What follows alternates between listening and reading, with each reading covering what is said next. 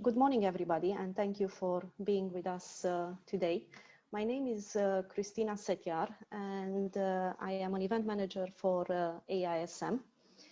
As I said, this event is recorded, and I would kindly ask you to leave your camera on as much as possible. I will take pictures during the event, especially during the second part with the questions and answers, and we will use those pictures for social media, the social media of EIASM. If you post anything on social media about this event, please don't forget to tag EIASM. First of all, I would like to tell you that our president, Professor Geraldine Doyle, sends her regards. Unfortunately, she couldn't be with us today. And Professor Jérôme Chaban-Rive, who is the executive director of EIASM, is with us today. He's just making a hello sign. He is in a train and he cannot talk to us, but he will listen the entire session. Let me tell you a few words about EIASM. EIASM is the European Institute for Advanced Studies in Management. The institute was founded in 1971 and it is based in Brussels, Belgium. So this year we are celebrating our 50th anniversary. That's 50. We are an international not-for-profit organization, totally independent and neutral. And since its foundation in 1971, EIASM has dedicated itself to raising the profile of European management research with respect to other established scientific disciplines, as well as the business world. And while we are European in origin, we are global in our outlook. So today, for our webinar series, it's with great pleasure that I introduce to you Professor Chris Chapman from University of Bristol, UK. A few words about Chris.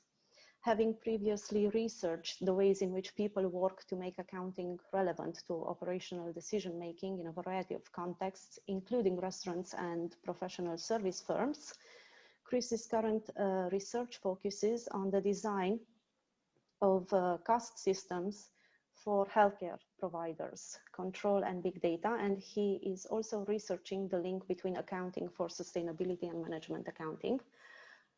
Chris is an editor of the Accounting Review, a past editor-in-chief of Accounting Organizations and Society, and he is a past president of EIASM. So without further ado, I hand over to you, Chris. Christina, thank you for the kind introduction. And good morning, everyone. It's really great to see so many people interested to spend some time thinking about qualitative research and a particular bit of it that maybe we don't spend as much time talking about as we might, the writing of qualitative method sections. So I'm just going to try and share my screen. Let's see how that goes. Hopefully that's all still working for everyone. And I'm going to try and talk for about 45 minutes, which is about half of the time we have available. So I tend to get carried away on this topic, so it's possible I might start speaking a bit too fast. I can see Christina's screen, and so Christina, can I ask you to be the particular guardian of my speed? And so if I seem to be getting carried away, wave at me and I will try and remember to slow down. But it's a topic that I find exciting, so I tend to get carried away.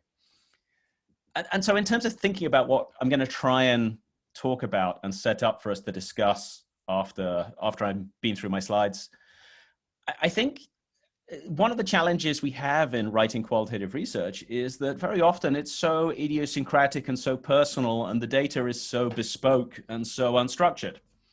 And so we have this question about, so how do I parsimoniously explain to someone who hasn't been intimately involved in this major project I've been undertaking what it was I was doing that should give them the confidence and the reassurance that when I tell them things, whether I tell them something positivist or something interpretivist, they have reasonable grounds for taking it seriously.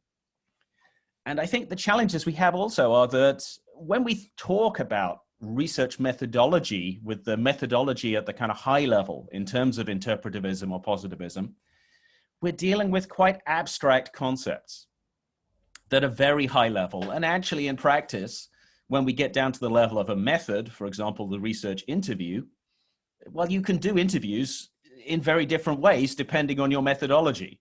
And so we have these challenges between the very high level nature of what we might have as a vocabulary for conceptualizing the task we think we're trying to undertake, and the very micro detail of the practicality. Who was I actually talking to? In what situation? And what did I ask them?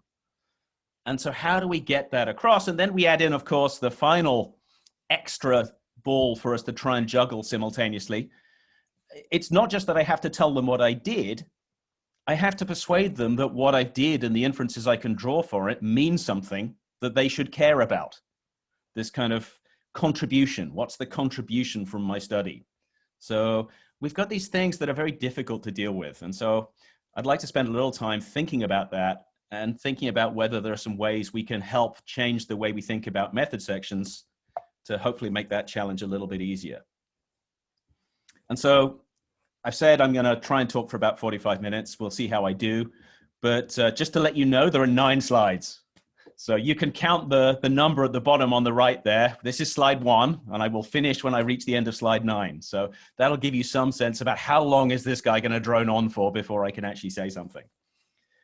And I think I just overviewed it slightly. Yeah, method sections are just challenging to write. And I think very much this is because the qualitative world, if you like, is so much less structured than the quantitative one. The nice thing about a database is that it has fields. Yeah, it has categorization already built into it. Now, of course, that doesn't mean there isn't lots of creativity and interpretation as to what I can do with that. But when you go and talk to someone, and for those of you who've been doing qualitative research yourselves, certainly I remember the first time I read back the transcripts of one of my own interviews, which I'd done, and it became very apparent to me, actually, conversation is not a neatly structured narrative. People have lots of pauses, lots of repetitions, they loop back to things.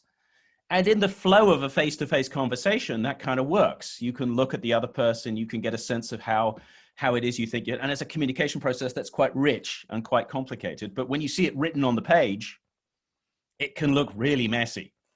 And so we have this situation, but of course also, whilst I gave the example there of an interview, if we were undertaking qualitative research, one of the nice things about doing observations I always found was that it gives you very unstructured possibilities for interaction, because you might be at the coffee machine, getting a coffee in between some interviews.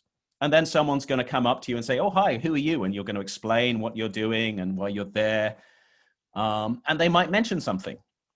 And so there's these totally unstructured opportunities for interaction and for finding things out, but also just the very observation.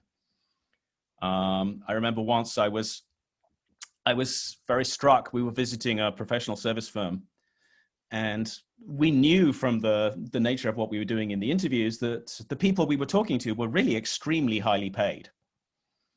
And we were wondering a little bit, where is all this money going?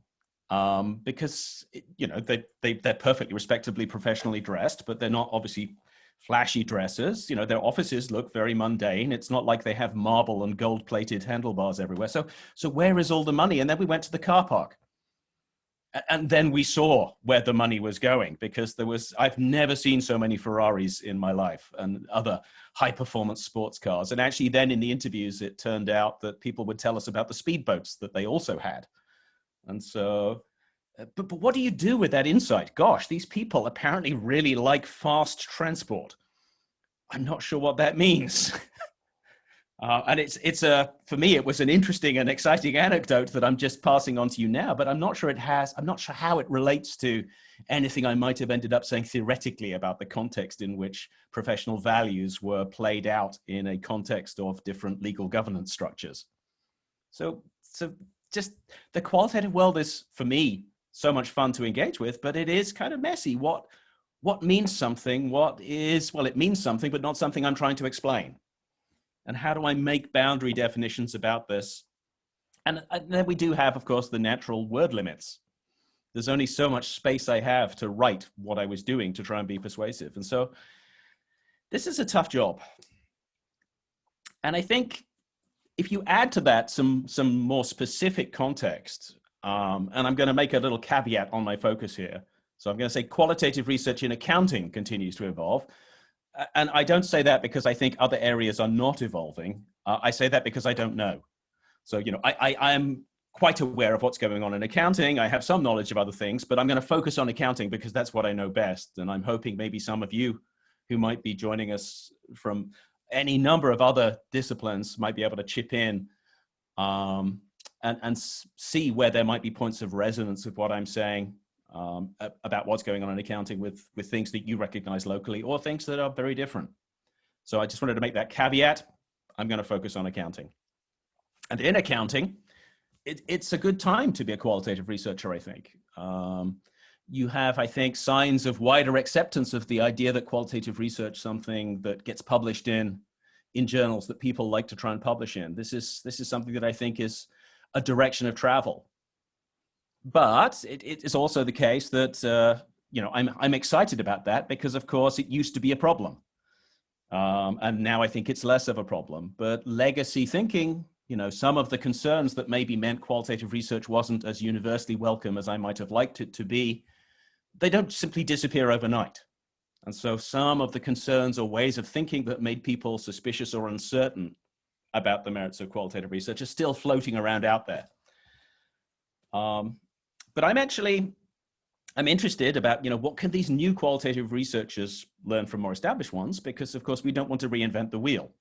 A new group of researchers are seeing opportunities to do qualitative research, and it isn't necessarily something that was covered in their own PhD training programs. It isn't something necessarily where they have lots of colleagues working on who've been doing this a long time. And so there's certainly some possibilities where new researchers can look at what people who've been doing qualitative research in accounting much longer have been doing. But I'm also interested in the direction of flow in the other direction. And I'm interested in what can people, you know, and I guess I would count myself slightly. I get worried about how old I'm getting. So I guess I'm now an old researcher in qualitative research in accounting. So I've been doing this a while. And of course, I think I've learned things and I think I have skills that I've developed over time. But of course, I've always approached things from my own particular perspective about what I think I'm trying to do. And I'm very interested in the possibilities that this new group of qualitative researchers might gain some things from things I know, but they might also come up with things I would never have thought of. And so I'm very interested in this kind of two-way flow across the field, because they will see problems that I don't see just because of the context of the literature and the problems that they've been working about in their careers. And so what I'm going to try and do is say, well, if we take that agenda, what can we do to evolve the reach and scope and power of qualitative research? I think there's the possibilities that with a slightly different perspective on how I often find people, at least in accounting, or at least the papers I see in accounting, write method sections. I think that can be a space where we can help speed up, you know, the diversity and the acceptance of diversity, but also a sense of integration. What do we do with the fact that different people have different perspectives? And so I guess I'm going to summarize it as this idea that I'd like to see us being a bit more purposeful in our method sections. Very often, I think method sections are a little bit compliance oriented. People potentially sort of check boxes. I do all the things you would expect me to have done, tick.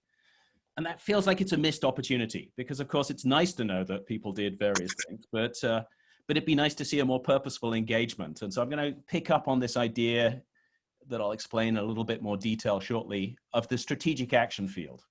And this is building off a paper that was published actually talking about the development of an innovation in management accounting. So Beyond Budgeting was a group of people got together and they wanted to change the way people were doing budgeting. And so they set up, if you like, an attempt to change that. And so this is a study about how did they go about trying to change the way people practice. And so I'm going to try and take the analogy into method. So how can we think about how can we introduce different and better, hopefully, ways of thinking about how we explain our research. And I won't overlabor the point, but I think Patton summarized it very neatly in terms of this problem that we're trying to deal with of qualitative research. And so Patton says, well, the challenge is to make sense of massive amounts of data, reduce the volume of information, identify significant patterns, and construct a framework for communicating the essence of what the data reveal.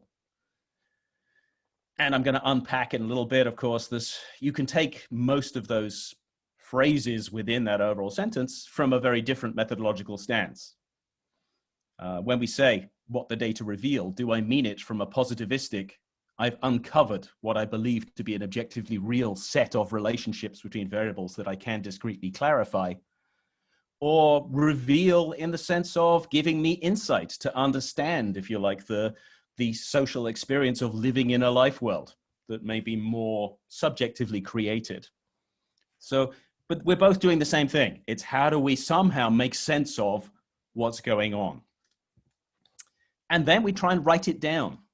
You know, and in terms of another sentence that I think very neatly captures the kind of challenges of what we're trying to do in qualitative research is by the lovely book by Goldenbirdle and Locke on composing qualitative research. And they say, well, ultimately, in qualitative research, the kind of end output is what we might term a theorized storyline. Yeah, by which we mean the articulation of a plot. You know, when you write your qualitative paper, it's not just and then this happened, and then this happened, and then this happened, because that's very difficult for the reader to absorb, because they don't know what they do with all of that. And so we need some sort of structuring device. And theory is often a very useful way of doing this, because it allows us to, if you like, set expectations of the kinds of problems, the kinds of shapes and interactions of things that we will see when we get into the detail of our qualitative work. And so we need some sort of basic idea of what's going on that relates the field, you know, and I just gave you my example of my expensive car park full of high performance cars, and some literature-based ideas, because by and large, no one actually wants to know what's in the car park of the firm I went to do field work in. They need a reason to care about that. And so I need to construct some leverage from that empirical observation into something people can theoretically understand and engage with as being about something. Yeah, and there has to be some degree of coherence, and different groups of researchers obviously have different degrees of preference for how tight that coherence might be. And so again, methodologically, there's room for a lot of scope, but ultimately I like that theorized storyline idea. And then I'm just going to throw in one more observation, and this is one from me. And it's that when we're writing our research, I think it's good for us to think about our research as existing in a stream that happens over time. Yeah, so there is a past. I don't start fresh. And actually sometimes in people writing their papers, they say, well, this is the first paper to look at X. And my reaction to that is always, wow, that's actually not a very strong motivator for me to read your paper. Because you're telling me no one else has cared about this before.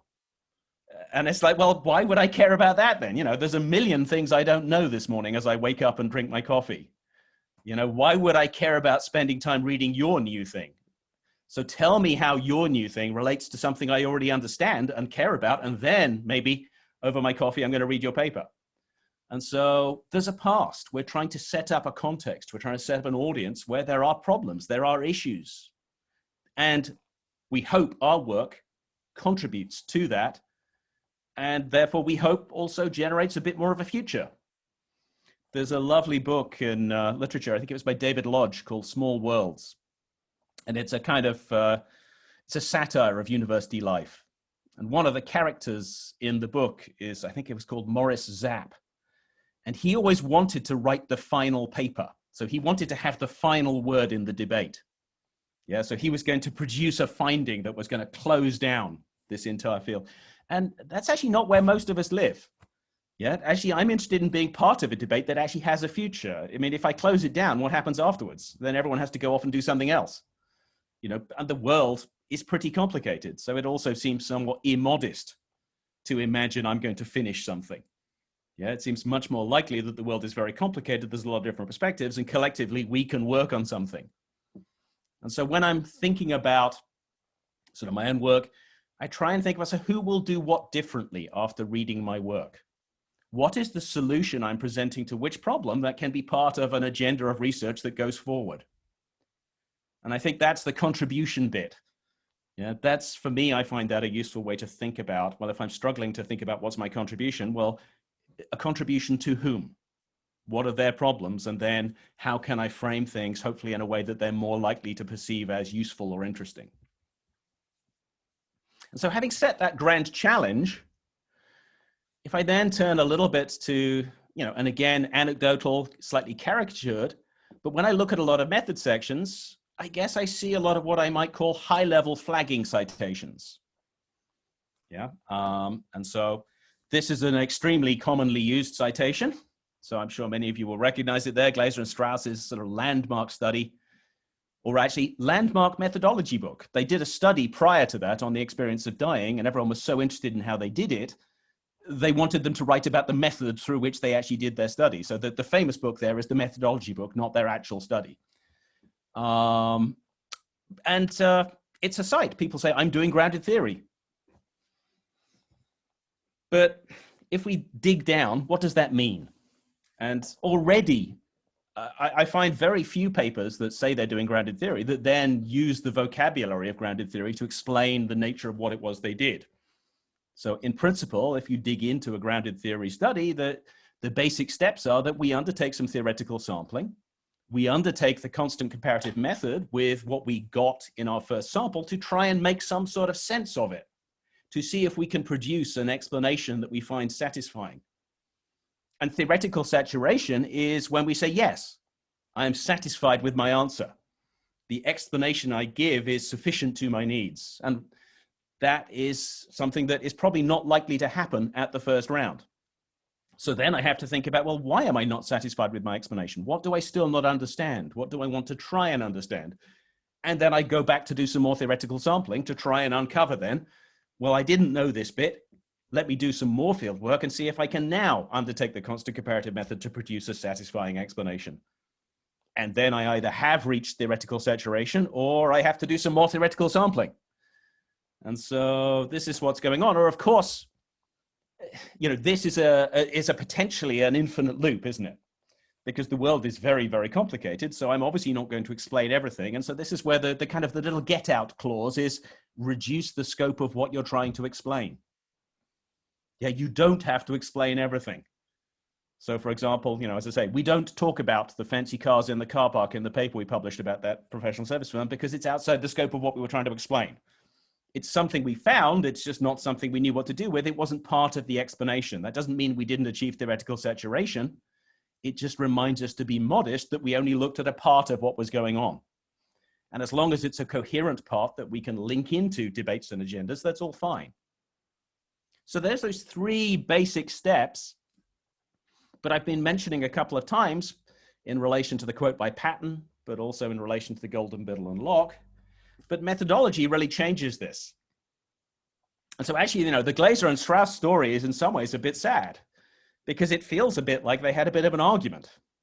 They did this study and they produced this landmark methodology book, which was hugely influential and powerful and successful. But then the team kind of split. They slightly, it turns out, wanted to do different things.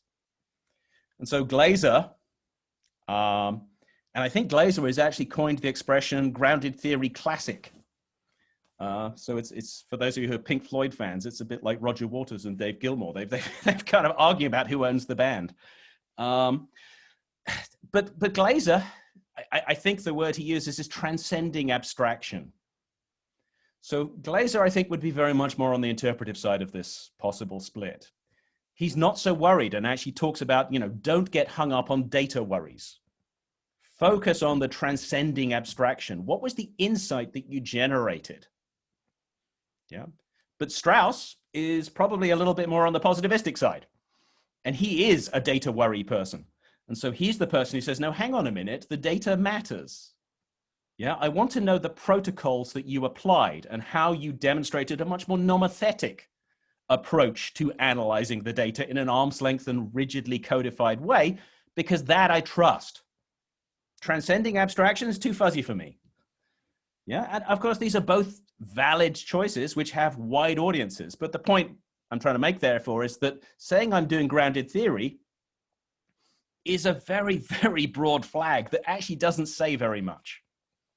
it means that you can have been either in Glaser's camp or in Strauss's camp, which are two camps that don't really get on.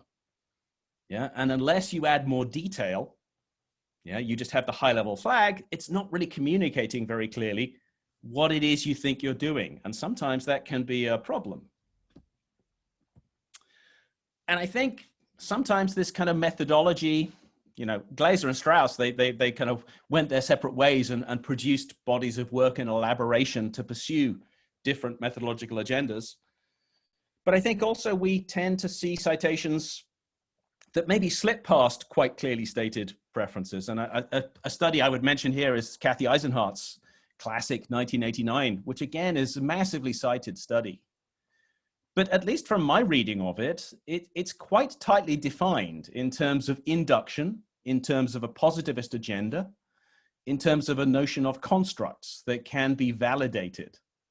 And so I really don't see any interpretivism in Eisenhardt. And yet very often when I see citations to Eisenhardt, I basically see it as I did a case study. Yeah, but it's okay. So what kind of case study? Did you do a positivistic case study or did you do an interpretive case study? That's the Eisenhardt flag would, to me, suggest that you should have been doing a positivist one. Because at least as I read Eisenhardt, it's the vocabulary that Eisenhardt uses is entirely grounded in positivism.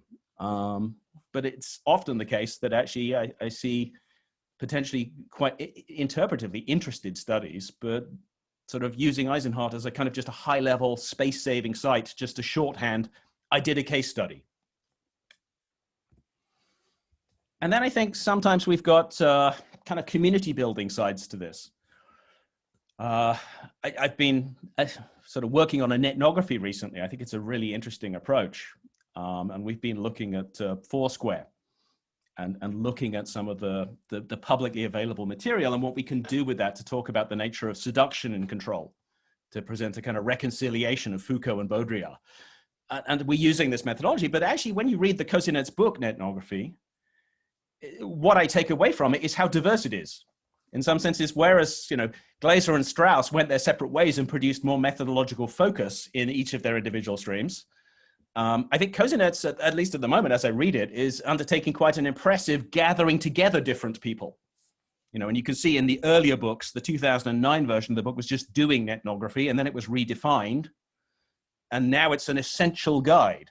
But the essential guide, basically, as I read it, basically said there's a lot of very different ways to do this.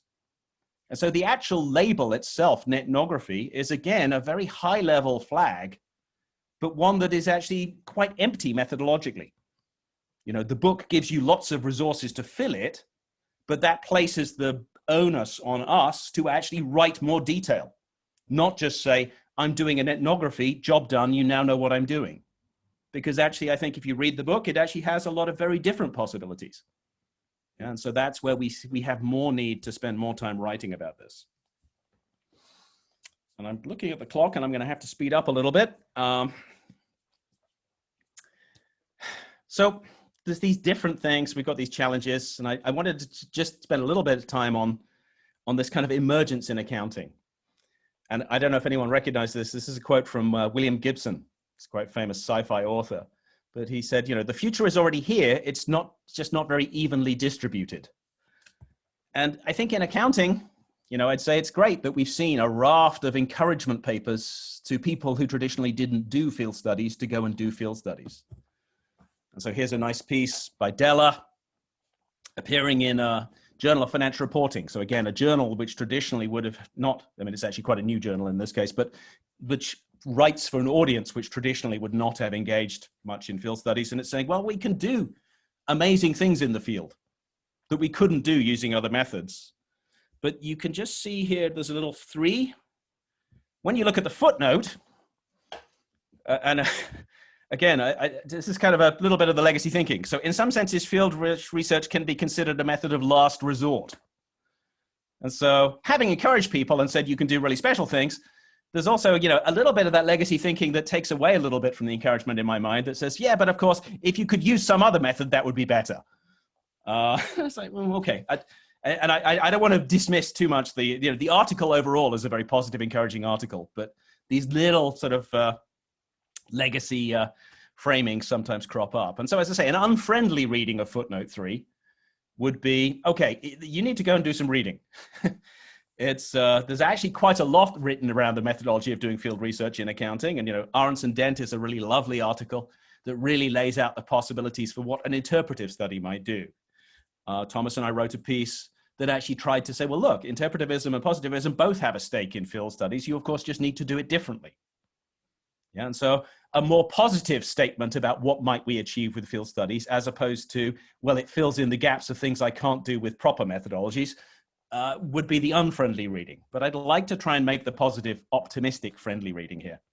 Because I think for me, what I'm seeing when I look in sort of emerging field studies is a slight risk that we have kind of permission-seeking sites. And so Della, for example, starts to be a citation that people can put in their method sections to kind of say, look, it's okay, I've done a field study, but the Journal of Financial Reporting said I could do field studies, so it's okay. Yeah, and so we have this kind of permission seeking. But I think in terms of the slides I just went through, more established areas of accounting research where qualitative research doesn't have to seek permission, we see what you might call reviewer tranquilizing citations. So I did grounded theory. Okay, enough said, leave me alone. Now I want to get to the field material. And so I think there's a possibility where we can be more proactive in how we write our method sections. And so I'm really actually thinking sort of Della has possibilities to bring new stuff to the game that I haven't thought of. I've spent some time thinking about what positivism can do, but I'm so much less immersed in the debates and the agendas and the methodological problems of positivism than Della is, that I am totally confident that there is stuff there that can be developed beyond just allowing people to do field studies to how can we evolve and diversify methodological understanding, because I don't think there's only one best way. I think there's lots of different best ways, and it's evolving, and we need to focus on that side of things. And so I want to kind of set up this idea about, so when we're writing our method sections, if we're trying not to simply seek permission, and we're trying not to simply get away with what I think I can get away with so the reviewer doesn't ask me too many questions about my method, then I think we can try and be more purposeful and think about the method section as what I'm going to call a strategic action field.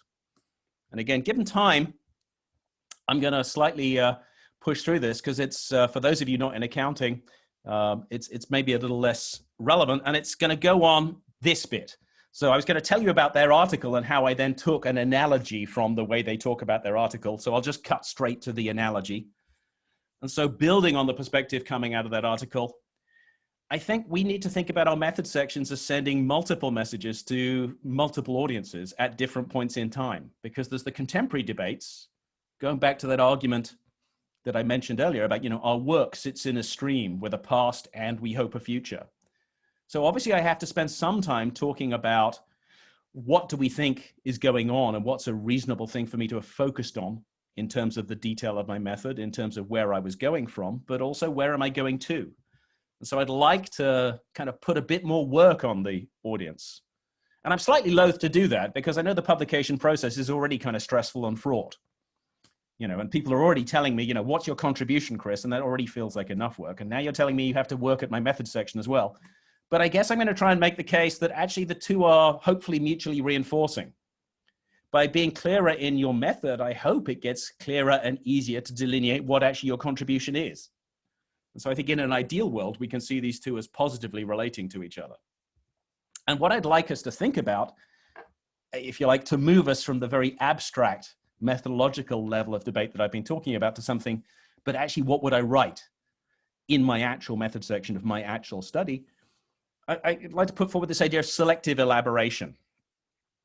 And I think the risk at the moment when I look at a lot of method sections is it does start to look like a lot of ticked boxes. And these ticked boxes only offer indirect support that you actually did a good job. So we count our interviews and we produce a table. And then we count the time of our interviews and we report the average time. And then we say they were recorded, hopefully with permission. And then we say they were transcribed. And then we say we coded them in software X, Y, or Z. And the problem with all of those things is none of them actually mean you did a good job. Yeah, I mean, why does it matter that I transcribed my interviews? Well, in an ideal sense, it's because I might otherwise be massively biased in my recall and selectively attend to very different things, and it doesn't give me a possibility to go back and check and rigorously investigate my understanding of what's going on. But of course, word limits mean we don't say all that. But the problem is then a study that basically said, well, yeah, I paid for someone, I gave them 65 quid to transcribe my interviews, and they transcribed my interview, and someone who rigorously attended to their field material, you can't see the difference between those two people in the method section. Yeah, because it's a bunch of checked boxes which may or may not indicate what's going on. And so I think the challenge we need to have is a way of communicating in our method sections, more of a sense that we understand what it is that is driving quality, not just that we complied to generally accepted norms. But we don't have the luxury of writing a book like Glaser and Strauss, and so hence selective. We're not going to be able to describe the whole thing, but we might pick one bit of my study that I think would be particularly important. And when I'm thinking about, well, so which bit is that going to be? I think we want to think about, well, so what is the audience? What do they already think they understand? But also, where would I think we might want to go? And crucially, I think also, but what do I think I did a really good job on? And this is something I often find myself talking to our master students at Bristol about when they're doing their dissertation, because for them, this is a very new thing. And they normally start kind of really uncomfortable with the method section. You know, what should I write? And, you know, the way I try and put it to them is, well, you know, this is to a certain extent your chance to show off. In designing your project, you exercised a lot of painstaking thought and angst about what you should be doing and why you should be doing it. You know, ideally, you would say, I tried to develop some skillful reactions to a problem. So the method section is my opportunity to demonstrate my skill. Yeah, and that's an opportunity I should be wanting to actually put in there rather than just tick the boxes saying I did X, Y, or Z. And I'll just take one example that I find a particularly kind of compelling example of what you might call selective elaboration. And it's a study of budgeting in the public sector, but it's the method section I'm particularly interested in for my purposes here. And they spend a lot of time talking about how they did the coding and analysis of their paper. And so I actually use that now in a course I teach on research design, because I think it's one of the most parsimonious ways of explaining. Yeah, I mean, if you're teaching, you can go to the textbooks, and I think you go, what is it, from data to code to concept to diversification to explanation to, and there's a kind of explanation of coding that's quite abstract, but I think that the EIASM et al. Paper goes through in a really detailed way. This is what we did, and then we did this because we wanted to do that. And so they actually spend a lot more time than your average paper. You wouldn't want all your papers in the field to spend time explaining coding in that much detail. But they found an opportunity to talk about that bit.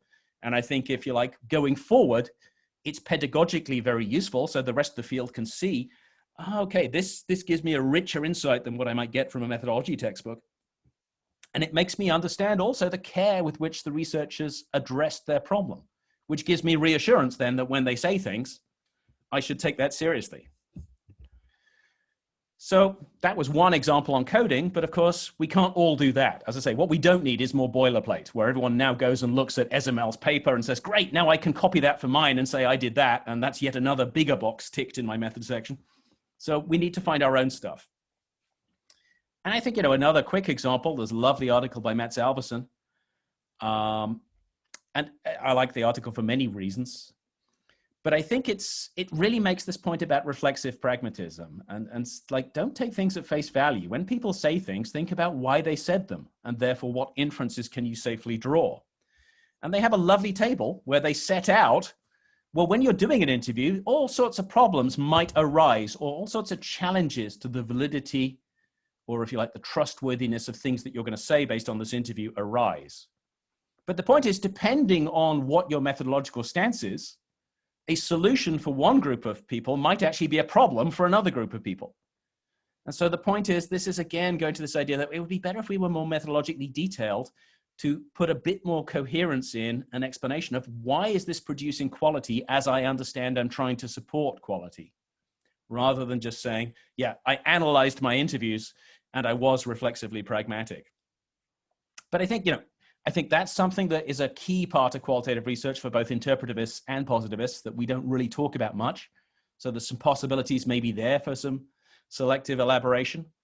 But in qualitative research, we do so many things. What about, negotiating access? That might have been, if you're getting access to a particularly high, if you like, high interest but difficult to access group of individuals, that might be worth some selective elaboration to demonstrate the skill, but also then to set out a little bit about what we can do with what these people told you. Refining of a focus of inquiry through a longitudinal approach. Maybe exiting the field was a big thing. Yeah, so there's lots of things that we do as qualitative researchers that require skill. And we don't have the opportunity to write a method section that elaborates them all. But maybe we should at least think about, well, which one would I like to show off the most? And which one do I think might have the most informative effect so that my fellow travelers can learn from this and maybe do something differently in relation to how they approach a method problem in the future, as well as a, if you like, a theory contribution point. Okay, I'm just almost back on time. And I think, one point that I think, at least in accounting, and I'll be interested to hear reactions from other people, that we might want to think about elaborating more are the issues of research governance and ethics. Now, in accounting, we unfortunately had a big accounting data scandal. It was a very high profile, very senior accounting academic who I think by now, basically almost everything the individual has ever published has been retracted, basically over concerns of data falsification. And it must be said, this has had a somewhat chilling effect on trust in the field. Basically, we haven't quite gone to the presumption of guilt now, as opposed to the presumption of innocence, but the field is far more demanding of proofs, of audit trails, that, what you say actually happened, and I should trust you on this. And I think, ethics is an interesting point because it's actually quite useful, not just because we would like to protect participants in our research, because that's an appropriate thing for us to do. It also does fulfill accountability and audit trail type concerns, because you've got an institutional recognition of a purposeful intent to gather data. Rather than saying, actually these interview transcripts, I wrote these quotes myself. You've actually applied for the right to talk to people. You've got a participant consent form. You've got a signed off transcript where you sent the individuals back the transcripts after the interview. So you produce a lot of audit trail that the material you've produced, if you like, is not simply made up in a Hunton-esque way. And I don't know, I think it sits very differently in different jurisdictions. But I think something that it's, if you like, my sense is that the concern for more detailed discussion and demonstration of ethical compliance is something that, at least in accounting, is coming very rapidly, and not least through the actions of the American Accounting Association. Whereas for now, with an American Accounting Association journal, if you cannot demonstrate that you had ethical approval for your study when it was required in the jurisdiction in which you operate, that's grounds for a straight desk reject. And indeed, this rule came in, if you like, midway through the review process of some papers, which unfortunately then found when they came to resubmit their papers, a request was made, please, we didn't ask you for this before, but we want to ask it for you now. Please send us your proof that you had an IRB. And unfortunately, when the individuals didn't turn out to have one, that was the end of their review process. And so I think this is something that's, we want to take this more seriously. And so if your institution doesn't require you to have an IRB to do research, and in the States, they all will. In the UK, I think they all will. Different jurisdictions may be more relaxed, but I think it would be in your own best interest to ask people to give you an IRB, because otherwise you will have to explain to journals whether this is serious, how it was that you dealt with concerns for things that the formal process is there to protect. So ethical processes, I think this is an interesting possibility for selective elaboration in our method sections. This is something that I think we can use from the compliance point of view, but also from the quality point of view. And I'm always trying to find those kind of double wins, because concern for informed consent, it's important. If I'm going to be reflexively pragmatic about what people said to me in the interviews, the degree of concern or otherwise that they may have had over what it is they think I'm going to do with this might well influence the kind of things they're going to say.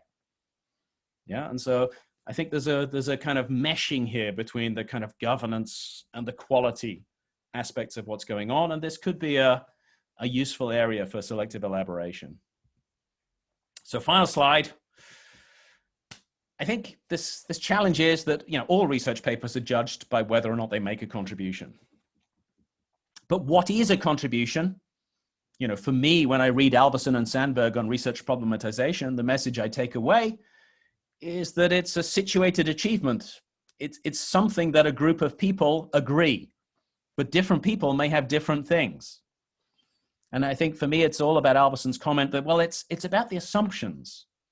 And if you over-problematize, the problem is that you ask people to change too many of their assumptions about what's going on.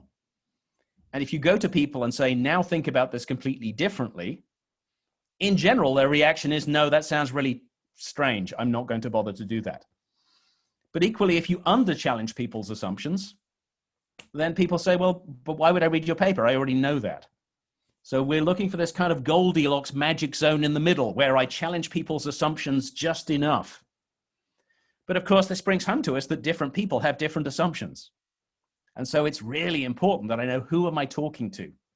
And once I know who I'm talking to, then I have a sense about, so what is their worldview of assumptions so that I can make a fine-tuned judgment about, well, so what is going to look interesting to them?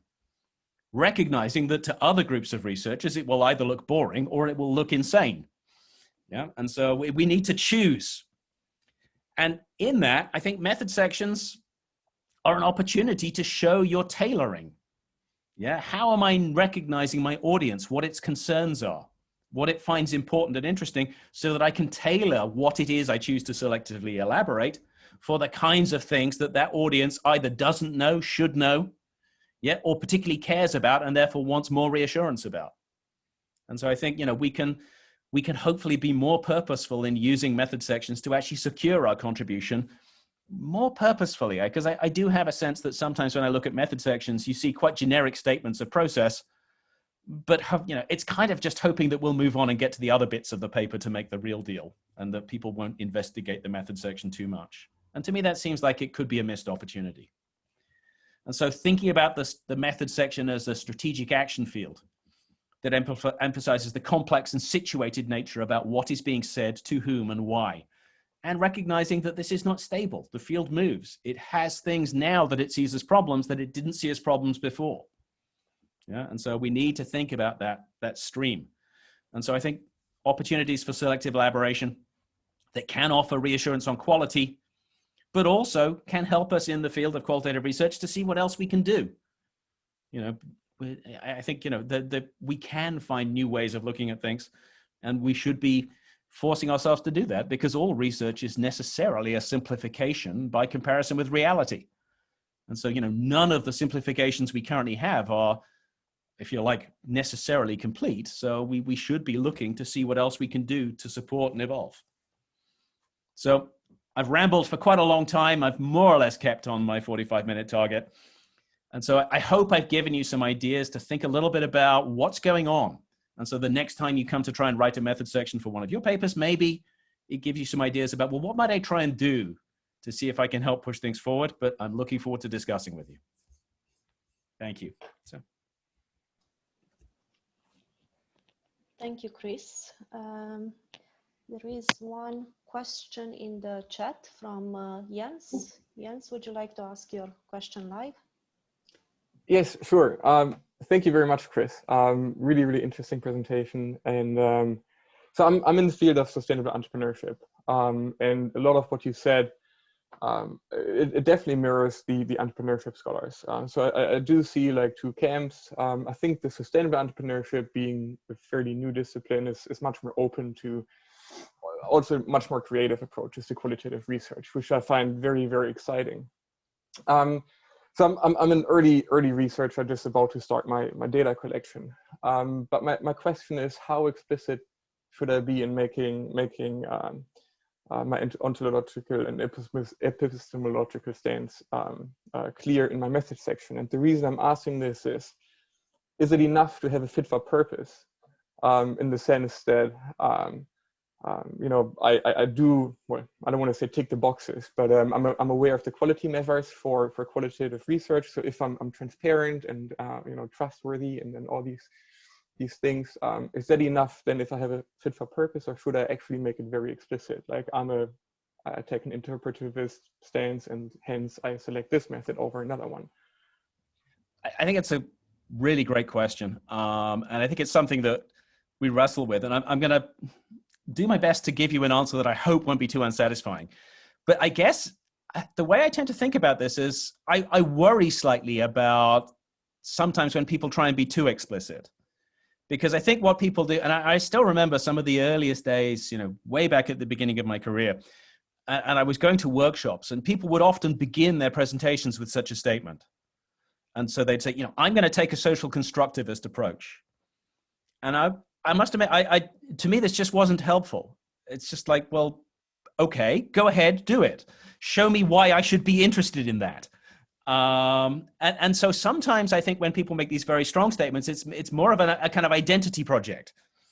I'm part of a group. See me, join me in the group. And I'd like to hope we can get past the identity politics and into this is what matters.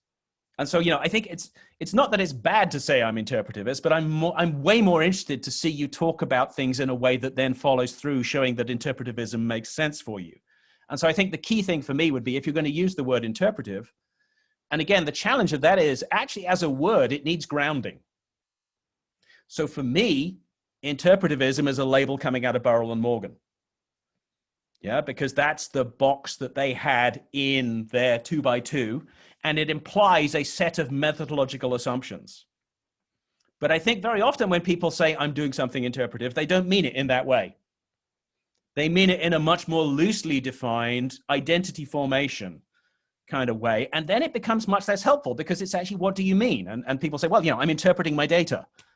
I was like, well, positivists interpret their data.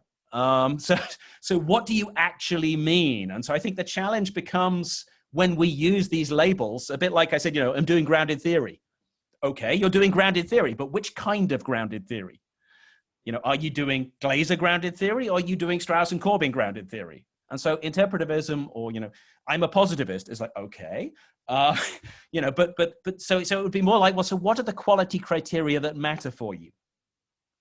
Yeah, if you, I'll take you at face value, but then don't just show me that bit. I would like to see the choices you've made reflect some sort of coherent understanding about what it means to say that. And I think actually sometimes, as I say, this is where our field, slightly suffers from slightly challenging labels. Because I think, if you take the label critical, we use it as a shorthand.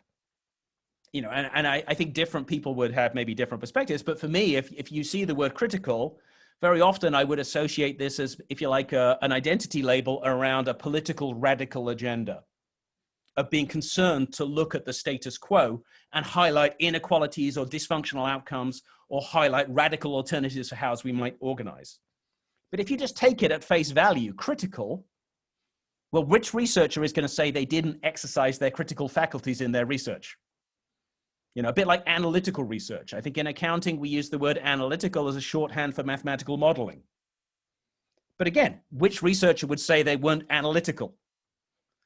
And so I think the challenge we have in discussing methodology is we rely too much on high-level labels, when actually what we need is a more, if you like, detailed unpacking about, so what are the structures that support that let you see in detail why I'm actually doing that? And then, I can zero in on that. So I don't know, Jess, that was a kind of long, rambly answer, but hopefully it gave you something. Yeah, I think that was very helpful, and it kind of mirrors what I thought already. So like I agree with I see a lot of like research just checking boxes, and like let's say Joya methodology as like one like a little bit more interpretivist, so like grounded theory like line, which people use as sort of templates, and they show like the data structure table, and then they think, okay, I'm doing Joya. Yeah, I'm also a fan of not using labels, but rather let it shine through well, your paper and your way of working. So I think that was very helpful. Thank you. Okay, then the next question from Fabio Rizzi. Yes, go Fabio. Thank you very much, Chris and everybody. I have really loved this presentation. My question is aligned to Jen's question about epistemology. In particular, I would like to have some examples, and this is the specific question. Have you changed your epistemological view of knowledge, given that you consider yourself as an old researcher qualitative researcher in accounting, and in which way this evolution of your understanding of knowledge has influenced quality in your research. Because I consider myself a mature student, but a young researcher, and I don't see a potential evolution in my in the view I consider knowledge. My position is a constructivist position. I like labels. I think labels are great to simplify the world and to make everybody understand where I stand from. And my political and moral view is clear when I say that. I need to construct meanings with people, with research participants, for example. So again, two questions for you. Have you changed your epistemological view of knowledge, and how this potential change has increased or changed the quality in your research? Thank you. Fabio, thank you. Those are two quite big questions. Just very quickly on labels. I like labels too, but I just want them to be precise. And what worries me is that we have too many labels floating around the field that are unanchored, and different people attach them to different things. And that's not helping us communicate, because then, you use the label and you think it means one thing. I see the label and I think it means something else. And so I think this is where, going to Jens, in some sense, this is why, and I think it's a kind of piece of advice I sometimes give people in terms of dealing with review comments, is never do it just because the reviewer told you to do it. Yeah, you have to understand, why did the reviewer want me to do it? Yeah, because if the reviewer is telling you to do something, it's probably not just that surface level thing. It probably implies a worldview that creates a problem. And then if you didn't understand the worldview, you only changed the thing they told you to change, and all the other bits of your paper still exhibit the problem. Yeah, and so if you're going to take a review comment, it's really important to understand, why was it important to the reviewer that I do this? Because otherwise you're not going to know how to fix it properly. Or you also need to think, well, okay, well, I can see why they think that's a problem, but that was just me not explaining what I'm trying to do well. So it doesn't mean you always have to do what the reviewer says. It doesn't mean the reviewer is always right. More than half the time, the reviewer is in fact simply struggling to understand what you're saying. And because you didn't say it clearly, they've gone off over here.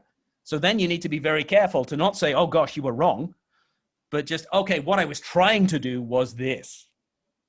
And so I think in terms of, my epistemology, I've become much more sensitive to the nature and the challenges of communication. And I think also in some senses, I guess I started as everyone else. You read stuff, and to start with, you think you know what it means, or actually very often you don't. I mean, I remember my own PhD, I went through about 6 monthly cycles. At the beginning of my PhD, I'd just written a grant application, which had been awarded. So I really felt like I knew what I was doing. And then I started doing stuff and rapidly discovered I had no clue what I was doing. And so then I was really confused. And then I kind of clawed my way back to some sort of sense that I knew what I was doing. And then I lost it again. And so, the 4 years of my PhD was roughly 6 monthly cycles of knowing and not knowing what I was doing. And so I think, if you like my epistemology, I like to hope I've become more modest. I think the fact that I began my PhD thinking I knew what I was doing, I now look on and think, gosh, that was probably a bit of an unreasonable position to take, Chris. But it's in some sense, it's inevitable. And we need a certain amount of certainty just to get out of bed in the morning and do stuff.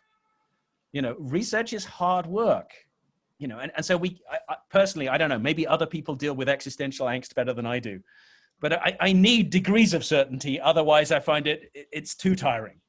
Yeah. And so I think for me, therefore, it's really brought home to me over time, and I think this is something I've become more and more sensitive to, is this question about the precision and the anchoring of the concepts we use to communicate with each other. Ooh, sorry. And so I think that's what's changed over time, and that's partly what's led me to this, this talk about writing method sections, because I guess that's an insight I hope that I have kind of crawled to over the decades now of my research career, that I feel might be worth sharing. Because I think, method sections, when I look at them, I think they were kind of a missed opportunity. particularly in the qualitative area. If I go back and look at early qualitative studies, and again, I'm interpreting this, so those involved may see it differently. But I think if you looked in, say, 1980s qualitative papers in AOS, there was almost a kind of reaction against positivism. And it's kind of like, okay, so positivists have big method section and they worry about all this angst, you know, we're doing something more creative. And so I kind of don't want to. And so I think method sections often of early kind of AOS type papers were actually quite narrow, quite thin.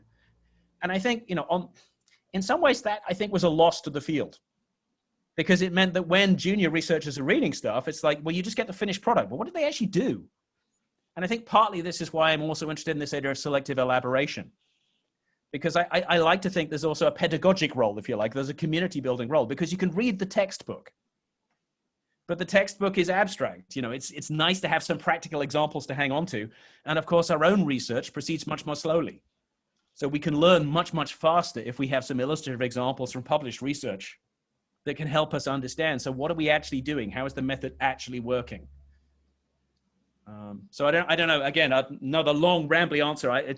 If you still feel I missed an important bit of your question, let me know. But that's it was really helpful. Thank you. Thank you very much. Okay, I'm in the same situation. I feel ups and downs all the time. Yeah.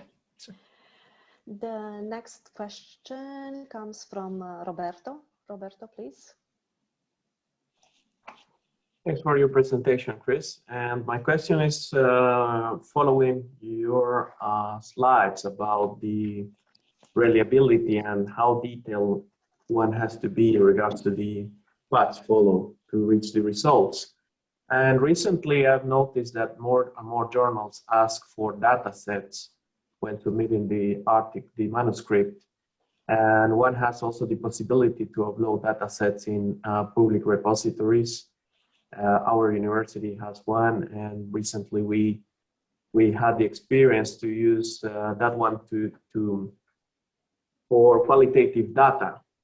And so my question is, it's about these practices about sharing data sets that are qualitative in nature, contrary to quantitative data sets that are anonymized and where it's only mostly numbers. I want to know what our experience about this, and for sure, due to ethical reasons, we cannot just post the transcripts. But I haven't found much around about good practices in qualitative research. What do you think about this? Thanks. Okay, so we're all leading with the big questions today. I think that's a great question. I think, you know, certainly I've been paying a lot of attention to ethics processes of late. And that obviously does put the idea of kind of the participant control of their information in a very different framing. If they are saying, well, look, I'm going to give you an interview, which you can then transcribe, and then you can put it on the web in a public repository. Because I think there's something very different between sharing insights with a researcher and, if you like, making published statements. And I think there's challenges with anonymization. You know, and I think there's a lot of interesting work going around of actually even the quantitative data isn't that anonymous. You know, I can't remember the exact number, but it was something in the order of 6 or 7 data points on an individual is pretty much enough to identify them. So if I can connect different anonymous data sets, I can re-identify them with high degrees of certainty, because by the time you look at someone who is my age, who lives in my area of London, you don't need many other characteristics from me from a data set to figure out, so this is Chris.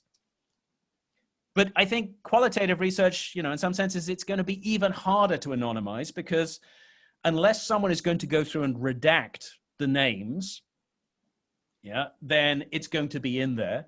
But also the organizational situation. And so I think there's a challenge from that perspective, but I think also the challenge of what's going on is a bit different between the quant and the qual.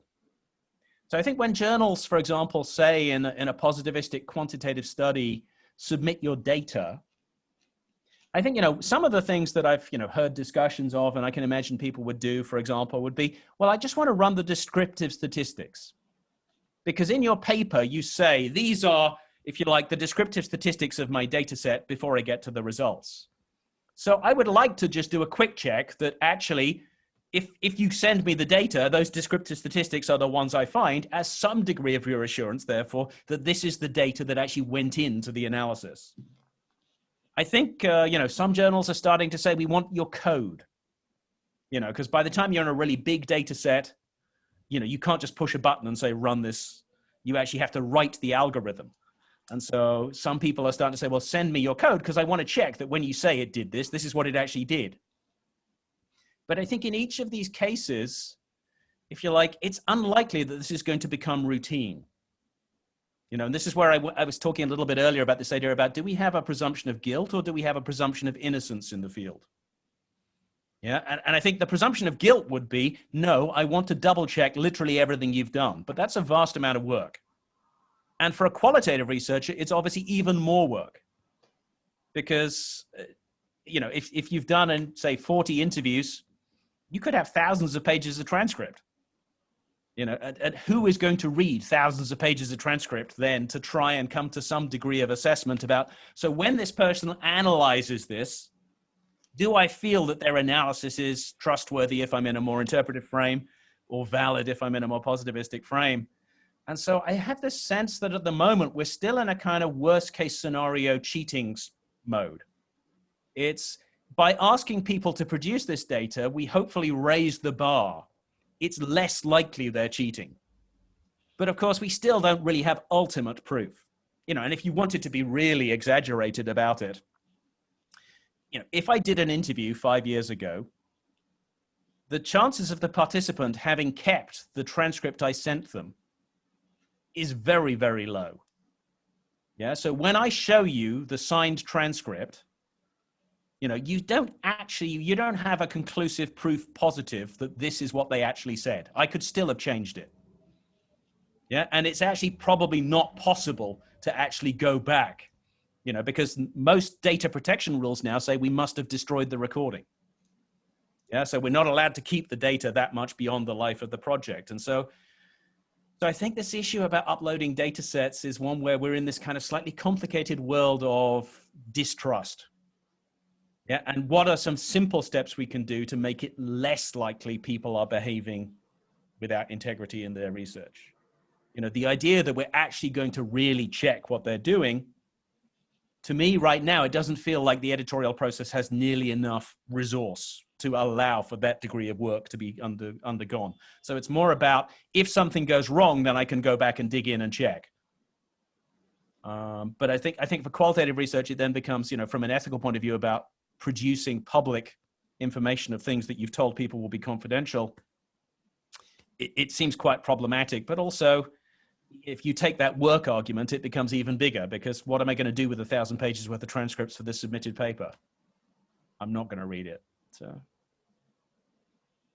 I don't know. Does that?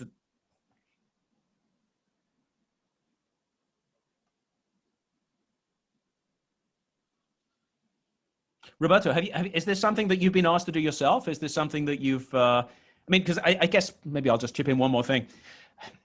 I actually, for the course I teach on research method, I actually went to the web to find a public interview because I wanted to give the students a sample of coding.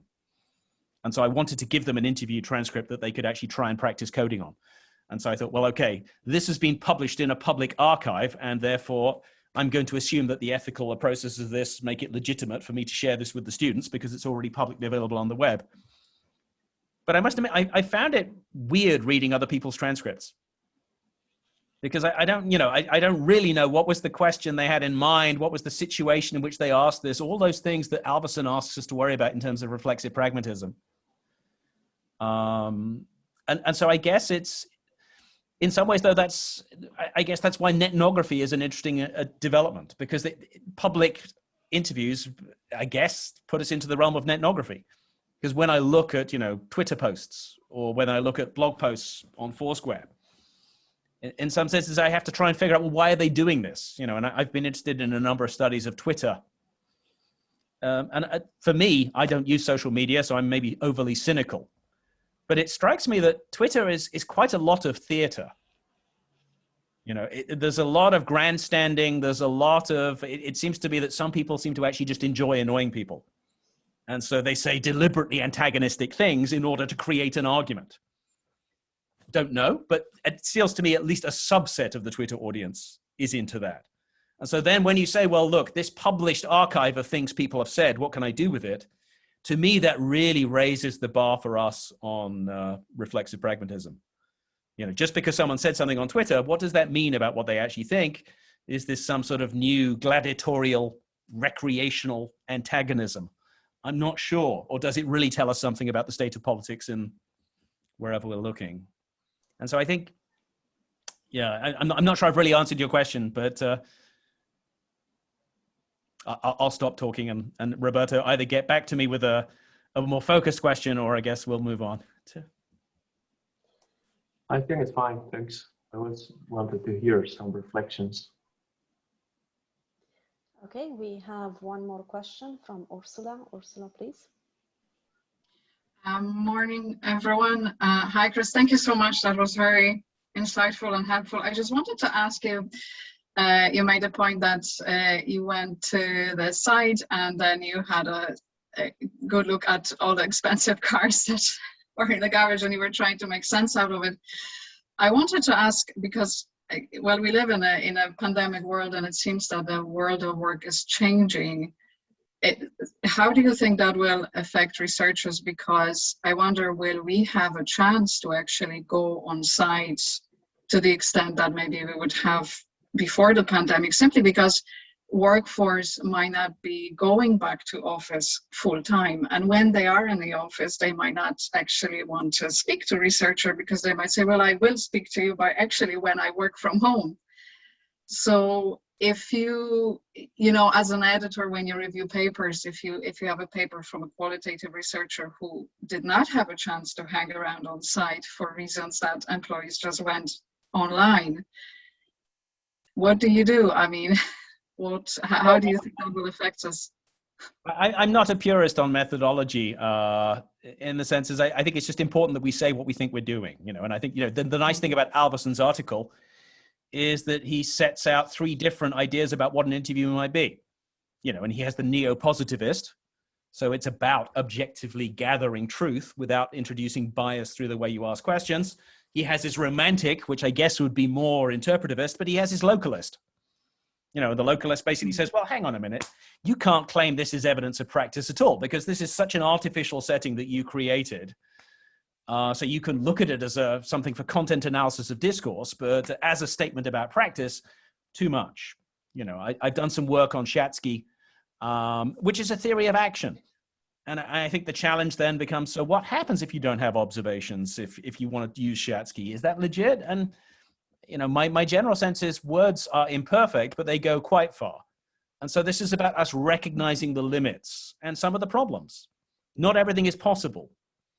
You know, and so I certainly would never rule out a paper simply because it hadn't been on site. I think that would be, you know, you have to think about what do they think they're claiming? And do I think that this might have introduced a threat that they're not acknowledging sufficiently or taking into account or maybe trying to mitigate in some way? Yeah, and so for me, I don't think, I mean, an observation I would make is that in some senses, I think online works really well for some things. You know, and actually, you know, my experience of online conferences is that the paper presentation bit works really well. You know, the author makes their presentation, the audience asks questions, and then we log off. So what we're missing is the coffee breaks. Yeah, it's the lunch. But actually, in my experience of conferences, that's a really important part of the conference. The people who I now know, I know much more because of the lunches and coffees than because I sat in presentations with them. You know, and so I think there's a relationship building aspect to physical co-presence. And I think that's going to be a challenge because, you know, if I think about the unfolding of much of the fieldwork I've undertaken myself, we ended up talking about things that if we'd said at the beginning, can we talk about these things? They would have said, no, you can't. Who are you? And so a lot of the field in a longitudinal world is about trust building. And I think it's much harder to trust build on Zoom. If you already know people, if you already have relationships, I think Zoom is a really good facilitator and maintainer. I guess the observation would be, if we're going to be moving to a world where unfortunately all interviews are going to start to become on Zoom, then attention to how do I build trust in a Zoom environment is a part of the evolving methodological challenges we're going to have to deal with. Yeah, thank you.